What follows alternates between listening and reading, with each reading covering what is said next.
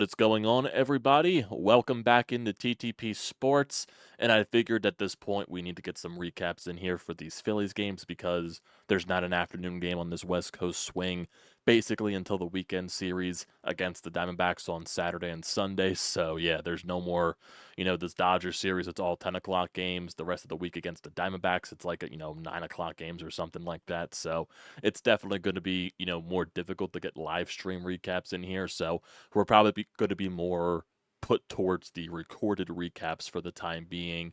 And for this one right now, I'm literally recording this right after the final pitch of this Phillies win against the Los Angeles Dodgers. And, it's probably going to be up more in the morning, around like 8, 9, 10 o'clock or something like that. So when you're viewing this, it's probably around those times. So that's probably what we're going to roll with for the time being until we get into a normal time frame with this Phillies squad. So you're just gonna have to bear with it for a little bit. So sadly, no live streams. It's just gonna have to be recorded stuff here. But that's the deal. We gotta roll with here on the West Coast swings and Phillies after dark. So sadly, that is the case. But let's get into it. Recapping these first two games here against the LA Dodgers. You split the first two games so far, and you have a chance to win a series tomorrow against the Los Angeles Dodgers. Granted, it is not in your favor, obviously. The pitching matchup is nowhere close to your favor because you have Tyler Phillips on the mound, and we all know what happened last time Tyler Phillips was on the mound. He got absolutely fucking rocked. That's just saying it bluntly. Got fucking rocked. Home runs left and right, grand slams and all that stuff. Yeah, it wasn't pretty. We all experienced it on that Friday game, in that first game of the series against the Seattle Mariners. So, yeah, to say my hopes are high, that would be very lying, really lying to you guys. I would not have any faith in the world. And I know Tyler Phillips more times than not, since being called up and since being slotted into the rotation, has been good more than not. And he was very due for a bad start because, the story was fun. It was all that, but, things even out at the end of the day. And yeah, it's going to be a very tough task for Tyler Phillips to be going up against this Dodgers lineup and trying to get a series win for the boys here. So the offense really is going to have to find a way to find some consistency. And still, that's something that they're not doing consistently. They got a nice win tonight. They got some runs on the board. Pitching was good. Christopher Sanchez was really good, and the bullpen shut it down from there. You got some insurance in the top of the ninth inning thanks to back-to-back solo shots by Edmundo Sosa and Kyle Schwarber. So that always helps at the end of the day. But I need more. I need to see it more on a consistent basis because Bryce Harper last night, Trey Turner last night, not good. Offense really on a totality last night, not good. It was a very frustrating game because it was a very winnable game. And, you go up 2-0. Nick Castellanos gets the benefit of the Dodgers center fielder completely misplaying a ball to where it turns into a triple. And then eventually later on in the inning, you score a run because of an infield hit. And then also you score a second run because of a wild pitch. So you have the benefit of taking advantage of some mistakes and you get a 2-0 lead because of it. But then not that long after, Aaron Nola, where basically his worst inning of the game.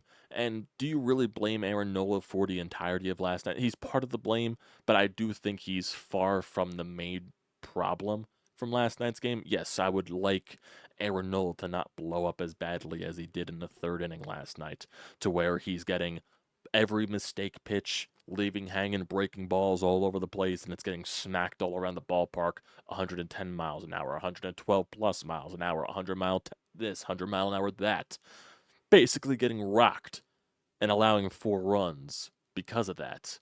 And then, you chip into the lead, you make it 4-3, but you also have a chance to tie the ball game up. And then it also comes to a stake where the umpire completely bones you at the same time during a Brandon Marsh at bat, I believe it was in the top of the 8th inning, and it should have been ball 4. Brandon Marsh should have walked in that at bat to load the bases up, and instead it becomes strike 2 on a pitch that was yay high, and eventually Brandon Marsh swung and miss at ball 5 basically, and it ended the inning regardless. And during that entire situation, and basically for yesterday's game, that's Rob Thomson just completely sleeping at the wheel basically just failing like this team has been doing for a very long time now. And now this is not me judging Rob as a manager. I'm still think that Rob Thomson is a very good manager in this league. His resume the past couple of seasons speaks for itself, but he's basically performing to the product of what the team's doing right now and just completely falling asleep at the wheel. And it's multiple times, and especially frequently too, when you're not pinch running guys in extra innings, when you're not pinch running, Edmundo Sosa for Alec Bohm against the Yankees in extra innings, in a case where, Alec Bohm didn't tag up, Edmundo Sosa probably would have tagged up, bringing certain guys in on the mound. Why are you bringing guys in this early or anything like that? And then, why are you allowing Garrett Stubbs to be the main decider of the final out of a game multiple times? Might I add, multiple times. He's done this with Garrett Stubbs because for some reason Rob Thomson has this. Oh, we when JT has a day off, he's not coming into the game. When JT has a day off, he's not coming into the game, and that was basically as well last night because you have a base runner in the top of the ninth inning. You don't even pinch hit JT for Garrett Stubbs. And yesterday's approach, Nick Castellanos has a great at bat to start the top of the ninth, works a full count, finds a way to get on base. And then the approach that I see in the final three at bats, swinging at the first pitch, Stott, Hayes, and then you let Garrett Stubbs bat, which is a disgrace in itself to decide the game, and he also hacks at the first pitch and pops up. So, and also I think Rob Thomson, when your team is basically spiraling out of control at this point, when you see that terrible call from the umpire in the Brandon Marsh at bat, which basically decided the inning, yes, Brandon Marsh did swing at a ball on the very next pitch. I understand that. But your manager should probably try to do something to spark the fellas, get in the umpire's face, get your face all beet red, spit flying out of your mouth, whatever it is to show your frustration with the umpire. Because honestly, with the umpires, this has happened way too frequently. And yes, umpires in baseball are terrible. That's just the bottom line. But it kind of does feel like now, when you're in this really, really just bad times here, and I mean bad times, kind of escalates more when the umpire does something terrible. Granted, like I said, it's not the deciding factor in the game. But you would think when your guys are struggling this much, why not try to spark them by going out and taking your anger out on the umpire for a terrible call? Getting ejected from the game, maybe sparking some life in the boys. Sadly, that's not the case. And Rob Thomson just sitting there home like he's been doing for a while at this point. And yes, that's Rob Thompson's MO. He's cool, calm, and collected. He's the friendly guy. He is the team friendly manager. He's a player type of manager and all that stuff. And yes, that's why the clubhouse loves Rob Thomson. And he believes in his guys. He shows it to the end. And he's constantly saying, oh, yeah, we're too good of a team and all this stuff. It's the ho-hum mentality. It's kind of getting old just because they're losing. And when you're doing that, you gotta show some type of urgency. And just right now with this Phillies team, I haven't seen urgency. And now, granted, yes, I'm talking like this after they won a ball game, but still, it's not really much to get excited about because they can easily lose tomorrow and lose another series, which would be 7 straight series losses. Still hasn't happened yet, but very good chance of happening with the way this team's been playing. And like I said, the pitching matchup definitely does not favor you when you have Tyler Phillips out there on the mound, and we don't know what he's going to give us. He followed up a complete game shutout, getting rocked by Seattle. So is this start going to be somewhere in the middle? Maybe where he goes 5 innings, 5-6 innings, allows 3-4 earned runs, and the offense needs to produce? It's probably going to be somewhere around there. Just if you're talking about things meeting in the middle. But we have no idea. He's either going to get rocked or he's going to be fantastic. Because sometimes with this Phillies team, not even sometimes, all the time with this Phillies team, nothing makes fucking sense. nothing makes fucking sense at all. So that's how we accept it. That's our life as Philadelphia fans, and that's how we roll with it. But it's just, I gotta see more. I gotta see more. Because you lose this series, that final win against the Seattle Mariners means absolutely nothing. And once again, if you're talking about last night's loss, that's 7 straight series in a row now where you lose the opening game. And Rob Thomson stressed a couple of series ago that we got to get back to winning the first game of the series because that's a very important game to win because it can really dictate the way the series goes. And you haven't been doing that. You've lost 7 straight series openers. And I do believe one of the Phillies, like one of the many Phillies, media accounts, I believe it was Phillies Tailgate, if I am not mistaken, going over the last seven series opening games, if I am not mistaken. I gotta make sure if that is the case. I'm not sure if it was Phillies Tailgate or something like that, so I gotta make sure I find that tweet because I probably either posted it to one of my Discord chats. I probably should have brought this up earlier, but it's annoying. It very really is annoying. But yeah, definitely, I should be finding this. I really should be finding this. So if I keep scrolling through here, if I look at Twitter, just to see if there's anything. No, I don't think there is anything. But definitely, it's basically when you're proving to it and looking at it, they lost 7 straight series openers in the past 7 series, and I believe there was a few of those games where they scored the first runs.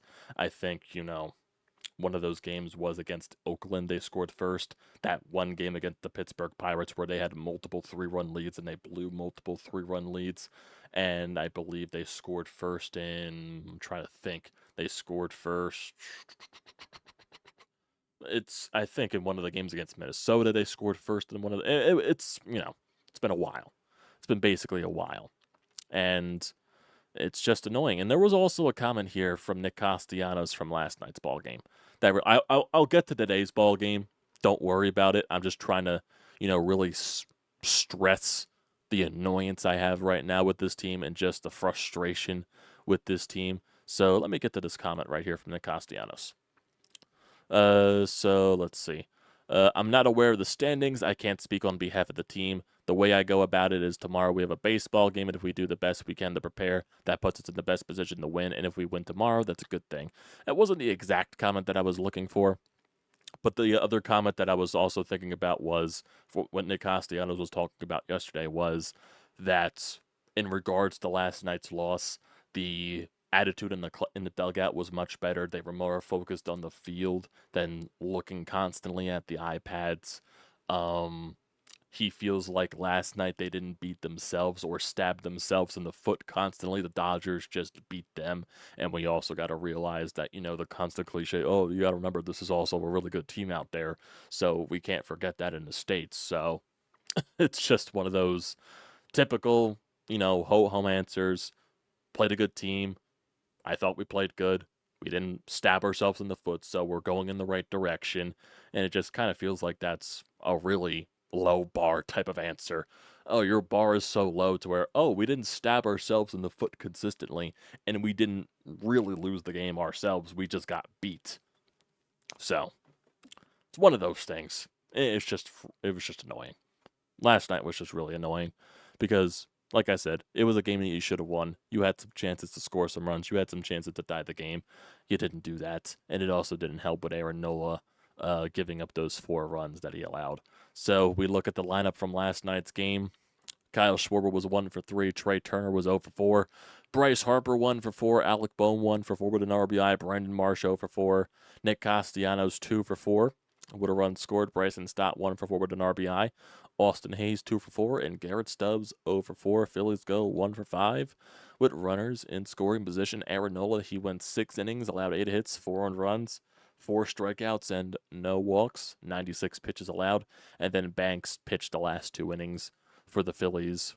The 7th and the 8th, he went 2 innings, allowed 1 earned run, which was a solo shot to Shohei Ohtani, 1 strikeout on 18 pitches. So really, from the pitching standpoint, you were still involved in the game. So like I said, Aaron Nola was part of the problem why you lost, but he wasn't the main reason why you lost because you still were involved in the game, in my opinion.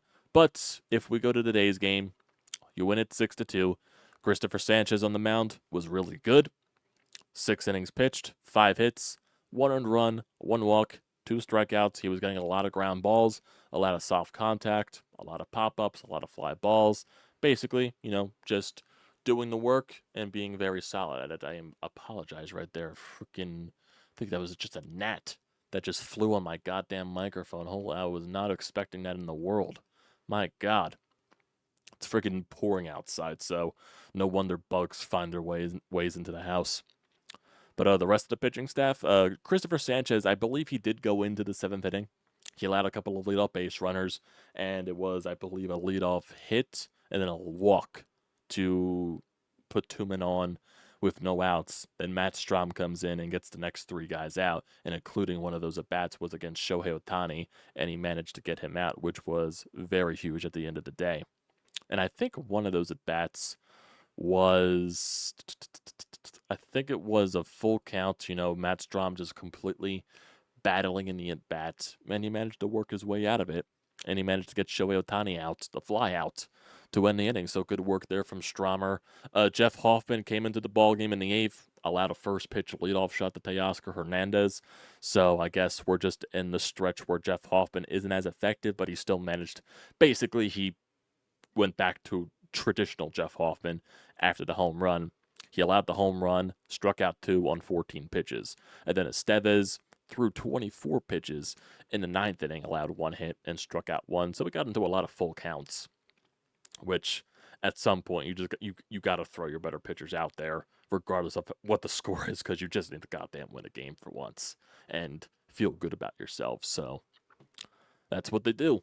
And for, the lineup today, Kyle Schwarber had a good day at the plate. He went 2 for 5 with 2 RBIs and a solo shot in the top of the 9th inning. Trey Turner, he went 1 for 4. He kind of did get robbed in certain spots. There was a chance with runners on and 2 outs where he put good wood on the ball. It just happened to go right to the outfielder. And of course, during this stretch, that feels like a lot of when the Phillies finally make good fucking contact, it goes right to a fielder. So just take it for what it is.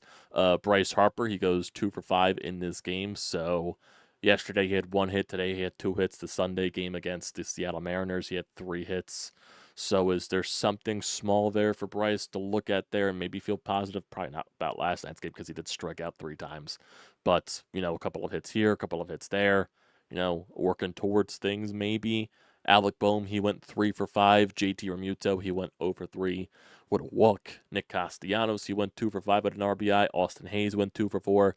Brandon Marsh, he went 0 for 2 with a walk, and I believe he got hit by a pitch or something like that. Edmundo Sosa, he went 2 for 4 with 3 RBIs. So Edmundo Sosa was very huge for you in this game as well as the 9-hole hitter there. So that's always nice to see. Phillies go 3 for 11 with runners in scoring position, and just to see where the runs came from in this game. So the first couple of innings, definitely very quiet. Christopher Sanchez, he works out of a Freddie Freeman 2-out double in the bottom of the 1st inning.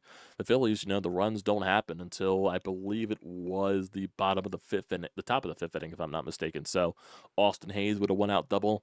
Brandon Marsh gets hit by a pitch. Kyle Schwarber bloops a single to center field, scores a run that takes Clayton Kershaw out of the game, and that's when Trey Turner had the nice contact against Joe Kelly and just unfortunately went right to the center fielder. Top of the 6th for the Phillies. Alec Boehm singles with 1 out. Dodgers go back to the bullpen because Gratterall looked like he pulled his hamstring and had to be helped off the field. So that's kind of a scary situation there for the Dodgers, who are dealing with a plethora of injuries with their pitching staff. And then Honeywell basically comes in and pitches the rest of the game. The Dodgers just said, screw with the rest of the bullpen. Honeywell, you're pitching the rest of the game. My God. JT walks. Then Castellanos gets a nice little RBI single on the first pitch. Makes it 2-0 Phillies.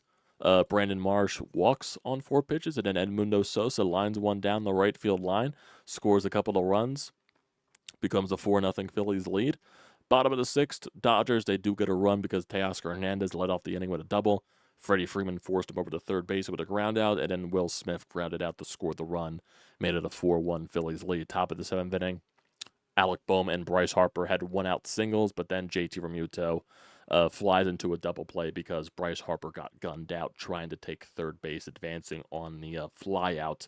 And it was a bang bang play. It was a very impressive throw. In my personal opinion, I thought Bryce was safe, but I guess on the challenge and on the replay, for some reason, they just did not have enough evidence. I thought it was kind of obvious that Bryce was safe. It was kind of clear that he did not get tagged before his hand touched second base. But, it's what it is. Sometimes, when you're in these really bad ruts, things just don't go your way. And it kind of feels like it's happening a lot. So nothing happens there in the top of the seventh. Christopher Sanchez, Kike Hernandez reaches in on an infield single, then Pages walks. So you get two bases runners on there in the bottom of the seventh inning. Christopher Sanchez comes out. Max Strom comes in, automatic lines out, gets Barnes to strike out in a very long at bat, 7 pitches. Barnes was actually up 3-1 in the count, and Matt Strom worked back to get him out there. And then Shohei Ohtani flies out in a 7-pitch at bat, so good work there from Matt Strom. Top of the 8th inning, nothing really happened there from the Phillies after Castellanos' leadoff single. Hayes credited to a double play. Nothing really happened there. Bottom of the 8th for the Dodgers. Teoscar Hernandez led off with the solo shot. And then Hoffman gets Freeman the strikeout, gets Smith the strikeout, and then Gavin Lux grounds out to end that inning. Top of the 9th inning, back-to-back leadoff home runs from Edmundo Sosa and Kyle Schwarber to get some insurance there. Alec Bohm didn't get on an infield single. Then JT Realmuto got hit by a pitch. Nothing really happened there after that. Bottom of the 9th for the Dodgers. Pages gets a double, and then basically Estevez gets out of that inning unscathed. Threw a lot of pitches for my liking, but whatever you can do to get the win there does not matter in my case. I apologize. I saw the bug that was flying around here and landed on the mic. I saw it land right in front of there, paying its own business, and squashed it. So get the hell out of my freaking studio. Get the hell out of there. So Phillies win 6-2, getting back to what matters here. So got an all-important win. I do believe the Braves and the Mets lost today. The Braves actually got rocked by the Milwaukee Brewers, and the Mets lost to the Colorado Rockies, starting their West Coast road trip. So that definitely helps the Phillies' case in terms of the standings. So Phillies, they're 67-46. They're 6.5 games above the Atlanta Braves and 8 games above the New York Mets. The Braves have actually lost 3 games in a row, so they're helping you out there, but you're not helping yourself by losing so many games now, so you got to start winning at some point, right? Then the New York Mets, they're 4-6 in their last 10, so it looks like they're starting to get a little bit colder here. So we'll see what happens with those teams on the Mets West Coast strip, and I believe the Braves, they're playing the Milwaukee Brewers for 2 more games, and they also just split a 4-game set with the Miami Marlins. So we'll see. What's with the Braves? So the Braves at the Milwaukee, they play, it looks like 3 games in Colorado, 4 games in San Fran, and then 3 games against the Angels. For the Mets, what does the Mets schedule look like coming into after their Colorado series? Freaking ESPN, can you goddamn just work with me here? So it looks like they had a makeup game with the St. Louis Cardinals. So this was in the middle of their West Coast trip. So they had a makeup game with the St. Louis Cardinals. They lost the series to the Angels. They had that makeup game against St. Louis. They just lost the first game here against Colorado 6-3. They got 2 more games here against Colorado. Then they have 3 games against the Seattle Mariners. So that'll be a tough series for them pitching-wise. And then they're back home against the Oakland Athletics, 3 games against the Marlins at home, 3 games against Baltimore at home, 4 games on the road. So they go back on the West Coast against San Diego and Arizona. So that'll be tough for them. So at this point, just focus on your own goddamn games for this instance. So for the Phillies, tomorrow's game, another 10 o'clocker, it's going to be Gavin Stone against Tyler Phillips. So we'll see how that works. Gavin Stone, in his last couple of starts, he allowed 5 earned runs to the Oakland Athletics and then 4 earned runs to the Houston Astros. So we'll see what happens there. He's been allowing at least 4 runs a game in his last 5 starts. The only time where he didn't do that was against the Boston Red Sox, where he allowed 1 earned run. So we'll see. We'll see what he's capable of tomorrow. Offense really needs to win the game. Offense really needs to win a game tomorrow. That's the bottom line there. Cannot expect Tyler Phillips to throw a gem. Just cannot expect it whatsoever. And what else is there in this regard. I don't think there is anything else here in regard to the rest of the schedule. Of course, you got the 4-game series against Arizona, and there was sort of an injury update with Taijuan Walker. Since the rain that's now coming into this area for the rest of the week, Taijuan Walker's rehab start actually got postponed, so he was scheduled to make his return in the series against Diamondbacks, which would have killed me. Now, since his rehab start got delayed, he will not return against the Diamondbacks, so they're gonna have to figure something out there in terms of the pitching. But it still looks like that you have Wheeler, Nola, Sanchez in the final 3 games against the Diamondbacks. So it looks like Allard will have to pitch that Thursday game against Arizona. So we'll just see. We'll just see. And I want to see if there's anything here on the Twitterverse after tonight's game, just to see if there's anything here from Rob Thomson. I don't think there is anything on that front, if I'm not mistaken. Nope, nothing really there. So yeah. Won the first two. You split the first 2 games. I was going to say you won the first 2 games, but no. That was nowhere close to the case. If the Phillies won the first 2 games of the series, I'd be throwing a fucking parade because we haven't done it in so fucking long. Jesus. But like, please, for the love of God, win a goddamn series. Please. Please. Please. Can you just win a series for once? So hopefully we can have something positive to think about and maybe find a way to finally snap this goddamn stretch we're in. Like, do you even call it a stretch for this point? Because it's been for a while. It's been too long. It just needs to end. I'm so sick of it. I'm so sick of being down on this team. I just am. I want to feel good again. Like we were feeling good throughout the rest half of April, all of May, basically all of June. I want to feel that fun again. And it just hasn't been like that basically for a little bit here. Really hasn't been. So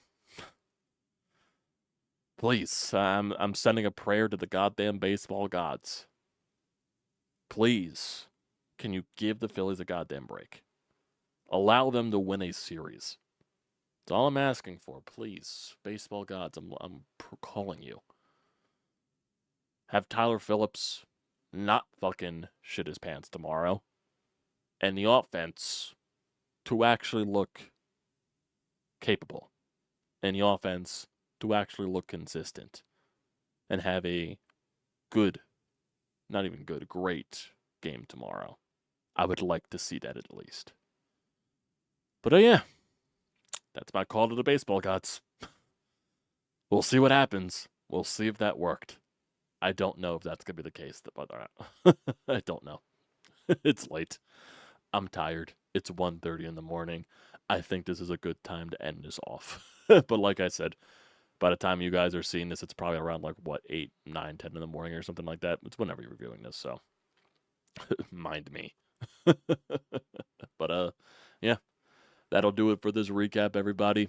Like I said, for the rest of the week, we'll mainly be doing the recorded versions of recaps because these games just end way too late to do any live things, and most of you guys are asleep by then, so I don't think there's a point to it, and we'll get back to live recaps once we get back into normal time zones with your Philadelphia Phillies. So, like I said, you'll see it pop up in your subscription feed, recorded recaps for the time being, so that's basically the way it's going to work at this point.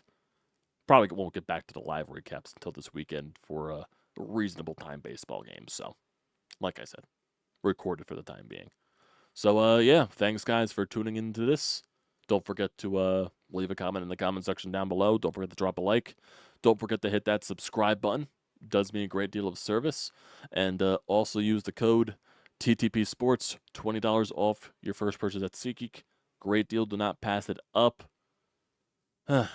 Please win a goddamn series, boys, so I can at least feel some bit of happiness. So I can be a little happy. Probably won't be fully happy because a series win still doesn't fully cut it. At least, please just get over the schneid of that. Please, for the love of God. Thanks, guys, for tuning in. I'm finally signing off. I'll see you next time.